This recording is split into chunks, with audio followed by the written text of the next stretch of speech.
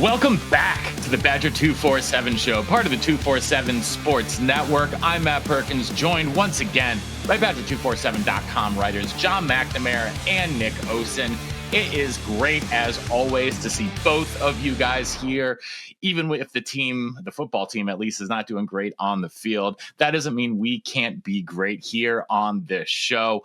After another shutout last week at the hands of Ohio State, the mood around the program may not be great, but it doesn't look like Coach Luke Fickell is going anywhere, despite pleas from many fans to make a change. We had a report out that Chris McIntosh did indeed, come out. He had his public statement saying they're back in the program. They're going to invest money into the program. McIntosh also met with the team with their and announced his support for Coach Fickell. But John, how do you see things possibly improving here? Because, in some places, it just seems like no matter how much money you throw at a problem, it's still not going to work. Yeah, money helps, right, in a lot of different areas. I think especially, as the transfer portal kind of looms in the next couple weeks here, that opens up, and obviously Wisconsin will be active in there, just like a lot of other programs. Also helps in roster retention, and it helps in the guys that you're targeting in the 26 class, right? So money helps, but this isn't just a college football thing. This is a business thing where throwing money at problems that have a lot of layers to them and that are multi-tiered, I would say, doesn't necessarily solve a lot. So, the message from Chris McIntosh, it largely not received well by anyone. The timing wasn't great. There was no substance to it. It seems like someone should have said, "Hey, let's rethink this. Let's bring it back. It wasn't received well by anyone. I mean, from the people that I've talked to, both within the program, donor wise, and outside the program, just from pure fans that Nick and I get to interact with each and every day on the message board. So I guess if you let it kind of sit for a bit, the commitment to adding more money does sound good, right? I mean, that's never going to be a bad thing, but I just think that money is not going to solve the things that are currently wrong with this football program. Will it help? Sure. But I don't think that just saying, all we need is more money and everything's going to be good. There's just much more to that story right now. Yeah, Nick, you got anything here on this front? I mean, you're obviously very plugged in, not just with this, but like with recruits and what they're hearing as well. Yeah, Perko, I appreciate it. Mac and I were ahead of the curve. We actually were exchanging some messages about this midweek last week when we had heard that this went down, and just kind of were very, meticulous and methodical in our approach, putting it out Saturday morning. And look, I mean, here's kind of my view, less maybe my view, more what I'm hearing on this end. That is being relayed, I think, to recruits, that there's expected to be more stability, at least throughout the rest of the season and going forward. Now, I don't know about, well, actually, I do know how Mac feels. We've talked about it, like, opinion outside of things. I think that within that message, like John said, no substance. I think that within kind of what was mentioned, whether money or talking about Coach Fickell, I think there at least could have and probably should have been more specifics, right? For the donors and fans side, knowing the actual financial numbers, because that is often made public these days at big schools. So that part. And then I still think, and I mean, you can look at our board just as of this morning, we're keeping up on everything, but I think smart people that follow all this stuff are still kind of questioning, does that mean that Fickell's back next year too? We were initially hearing, and some of our great, donors, insiders had mentioned similar on the board, but then you kind of hear on Monday at the presser, could Fickell, be being coy about some of this stuff? Maybe, but he was asked if he knew exactly what the expectation was next year if he'd be here. He said he hadn't kind of gotten that exact word or talked about. I believe him. I believe that wasn't kind of made exactly clear. I still think things are trending that way, Perko, and I think it's paramount in keeping the rest of this 26 class, especially those top stars. But man, I do wonder, because it wasn't kind of made exactly specific, like what happens if they don't win another single game this fall? I know that's something Mac has talked about with me as well. Well, I think it's more than if they don't win another single game, John, it's, are they going to keep getting shut out? Like if we've got a 45-0 loss, that my prediction this weekend is a 45-0 loss at Oregon. If we see, more shutouts, more just, just turnovers, and there to, I mean, like, are we going to see more decommitment in the fall? Now, that's obviously has been a mutual thing there, but still, like, could we see more decommitments even if Fickell does stay? Or if it does get that bad, do you think we could see a reversal of course and a potential head coaching and staff change? It's a lot to unpack there, Matt. I think I'll start first with the recruiting side, right? And Nick texted me this. We talk quite often. I mean, there's blood in the water right now, right, with Wisconsin and that 26 class, and you see guys like DJ Bai is going to take some visits. Jack Jana is going to take some visits. Aiden Reeder picks up some new offers. And Michigan one, I think that you certainly have to be concerned about if you're a Wisconsin fan, right? So other schools across the country are taking a look at this list and they're saying, which guys would look good on our roster? Which guys should we go after? And the instability within the program, I think, is something that they certainly are bringing up. Now, again, maybe Chris McIntosh in his head, I get this out there and it helps with this 26 class, right? It helps ease their minds. It helps when these guys go into these living rooms and try to help close these guys out.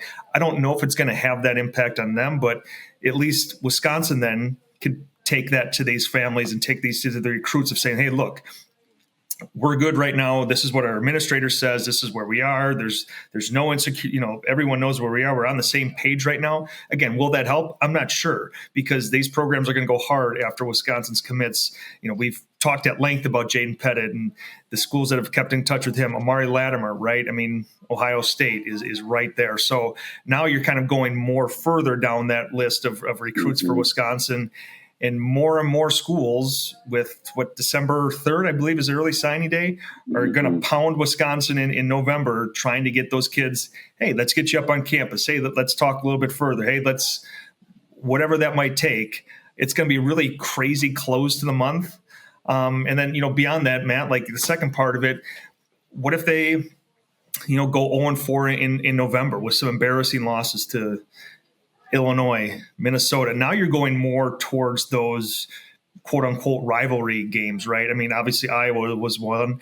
I think Wisconsin fans are expecting a loss to Oregon, but you have the bye, you kind of reset a little bit. But yeah, what if they are embarrassed for another month straight? Does that change things? I think anything's on the table. This is certainly a fluid situation, but that's again with the 2 times McIntosh coming out with this vote of confidence. Are you able to kind of backtrack there now? Does it make you look dumb if you come out and say, yeah, he's good, and then in a couple of weeks fire him? Now he's done that before, right? So I mean, just because you put out a statement doesn't mean you're locked into anything. So I don't know. There's just so much to kind of unpack there. I think this situation is fluid. I do feel today, and I don't want to speak for Nick, but everything that we've heard right in the last handful of weeks is how can we get Luke Fickell to year 4 and provide him the tools to be successful. I think that is the overall theme with the decision makers. Now, could that change in 4 weeks, 5 weeks? Absolutely. But I do think that all of this effort is focused on getting Luke to year 4, setting him up for success, and then kind of seeing where 26 takes you. Yeah, I think that, for the program, it's always sort of seemed like Luke was going to get 4 years, barring a disaster. And will this season be enough of a disaster to necessitate that kind of change? I think a lot of fans would say yes, but the administration may think differently. So I want to switch over, though, to the basketball. Oh, actually, no, before we do that, there was a PWO that did commit this week in state. Nick, I know that you were on top of this story here.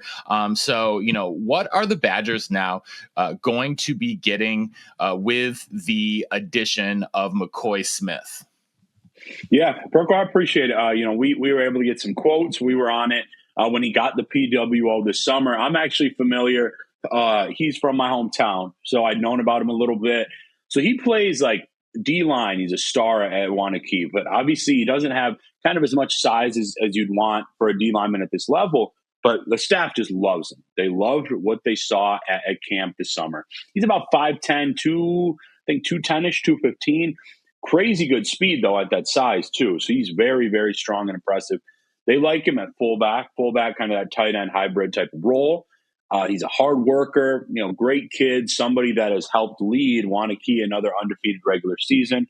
So obviously, we talk a lot and focus on the scholarship guys, of course, but Aiden Dirksen, McCoy Smith, some good in-state PWOs right now set to join the Badgers. And it was just cool to get some quotes and a little bit of perspective from a fellow Wanakee Warrior as well.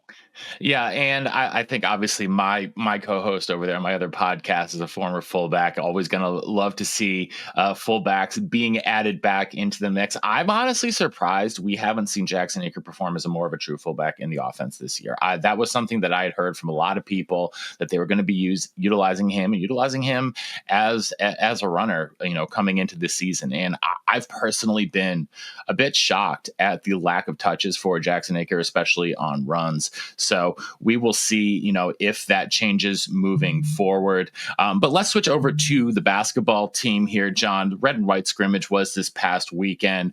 Had some real stars. It sounds like Nick Boyd, really acquitted himself very well. What are some of your biggest takeaways here from sort of one of the first big open forums for the basketball team this fall? Yeah, I think you mentioned one of them, Nick Boyd. That addition you like for a number of different reasons, right? Obviously, what he brings, the experience-wise, the ability to play that point guard and all those things about dictating the offense and the pace that Wisconsin wants to play at. But the byproduct of that is allowing John Blackwell to play off the ball a little bit more, and I think that kind of suits his game. So, everything that Nick Boyd brings to the table, I think fans are really excited about. Austin Rapp had a really good scrimmage. Again, I think it's important to kind of say, small sample size here, but he certainly looked good. Maybe the overall takeaway is that, not something that's unexpected, but, they're going to put up a lot of threes, right? And they're going to try to get up and get shots up quick. And I think you saw that in the scrimmage as well. So, they come in top 25 team in the country, whether you pay attention to preseason polls or not. I think expectations are high. And they've taken another jump because of the state of the football program, right? I think that, in all the years I've been doing this, you go back to those Final Four teams, there's been a lot of buzz around them. I'm not saying that the buzz is similar, but, I think fans are really excited for this basketball season. You've seen it in, just the stuff that they're consuming on our site and, the work that we're pumping out there and how they're taking that in. So I think this is a very highly anticipated season. One, because this team should be pretty good, and two, because fans are looking forward to seeing a good product, whether, not on the football field, but hopefully on the hardwood here in a couple of weeks as Wisconsin gets started. Nick, what is your sort of takeaways here? I mean, you obviously were on the road a lot this summer watching recruits. And so, is there any buzz you're hearing about, the program from the prep levels, about, sort of the trajectory of the program right now? Yeah, Perko, I appreciate that shout, man. I'm super glad that we had that content this summer, because it has helped immensely, as Mac and I have talked about. So I would say, and I try to kind of word this similarly, guys, on the boards, I don't think that's going to be the main reason, kind of the change in play and style, the main reason that anybody necessarily jumps to Madison, but it's only helping so far. I mean, I'm talking to elite players. 4 guys in the top 65 in the country are all playing in this great state right now. And I've been very fortunate. I think we've had interviews with every single visitor in the last 2 weeks with basketball, other than an official visitor from Lithuania. So, I think the play style has been really positive, Perko. progressive with what people are looking for in terms of kind of the speed of the game, the pace. It was funny. I asked Coach Greg Gard after the scrimmage Sunday, how did Boyd perform? What did you kind of think? What were you happy with? And he's like, yeah, and we love having him here. Obviously, his experience shows, but he was somebody we wanted him to push the pace even a little bit more on Sunday. So I think if you told me that even when I was a student here 5 years ago, 6 years ago, I don't think I would have believed that you're kind of hearing that from this program. So I think super positive, Perko. I agree with Mac, in all sincerity. I know he was joking a little bit, but like with kind of some of the difficulties of the season, however you want to talk about it, whoever you want to blame within the football stuff, like I do think fans are getting ready to talk some basketball. And that's why, I'm very fortunate and grateful. We've been at everything, going to continue to be. I'm going to be at the exhibition for Badgers against Oklahoma. What is that, Friday in Milwaukee? And we're just going to kind of keep that pumping while staying on all the recruiting themes within both sports too. Yeah, there is a whole lot going on. It's nice to see that the basketball program does have some good vibes because, a couple of years ago, it really felt like Greg Gard was starting to be on the hot seat, just with some, missing the NCAA tournament, early round exits and, some underwhelming performances. But I think now you look at sort of the trajectory of the program and how they have shown that they can incorporate impact transfers and not just like the hugest name, right? Because John Tonje was not like the biggest transfer name a couple of years ago. Even AJ Storr wasn't the biggest transfer name when he was coming out of St. John's. And they've really been able to showcase those guys and show guys that, you come to Wisconsin, you play within the system and you can do a lot. You can head to the NBA, you can head to, All-American status. So I think that, there are recruits seeing that, there are potential transfers seeing that. And, with that in-state talent that you've talked about, Nick, in that 27 class, I think if they are able to land a couple of those guys, what we're going to see is, a program that maybe moves from good to great. Obviously, Purdue has kind of had a lock on the Big Ten in the last couple of years. Obviously, Michigan State is always going to be a contender there. And now with the addition of UCLA into the Big Ten, they are going to be a contender year in and year out with where that program is at. But I still think that Wisconsin can be an upper echelon basketball team. I don't know if they're going to reach the Kaminsky-Decker level that they were in the mid-2010s, but I think there is a chance that, they get, pretty darn close to that if they are able to continue to bring in this top talent from both the high school, especially the in-state classes and the transfer portal.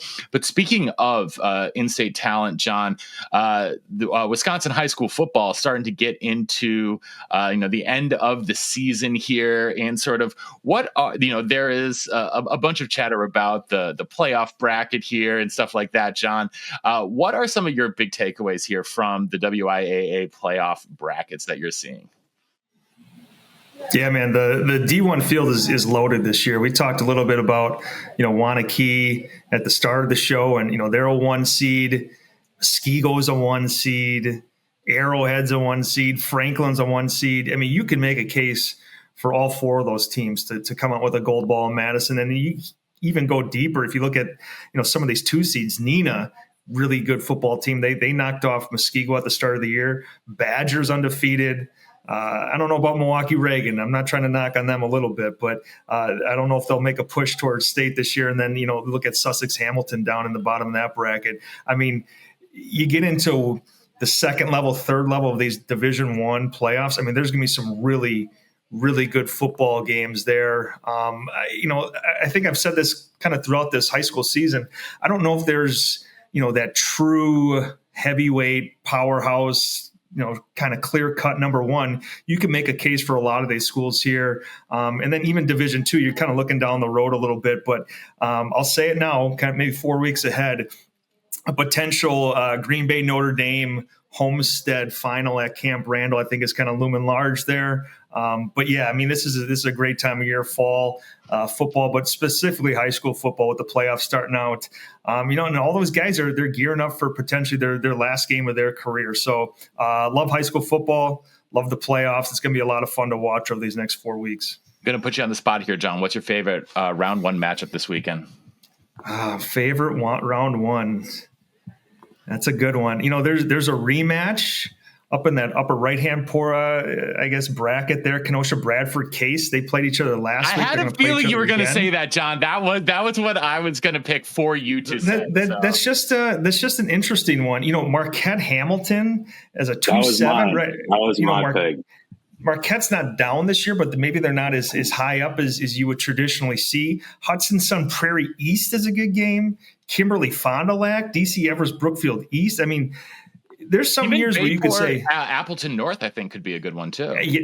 Without a doubt. If Appleton North won that game, I don't think they will, but they're pretty well battle tested this year. Obviously, got Ben Wenzel going to Wisconsin. I mean, there are some intriguing matchups up and down the board. And, it's only going to get more heated as they go into level 2, level 3. They're really good football teams that are playing each other starting Friday night. All right. That is great there from John as his lights go out. So I think that is the sign for us to finish it up here today on the Badger247 show. I appreciate you guys. We appreciate the audience tuning in here. And we need everyone. If you're enjoying this, come on over to Badger247.com. Make sure you're subscribing for the best intel from these guys in Payne, for the best message boards around, and some great conversations. Even when the football team is not performing their best, we're performing our best on the message boards and here on the Badger247 show. Thank you again for tuning in. Subscribe, like, rate, review, all that good stuff. And until next time, see you on the boards.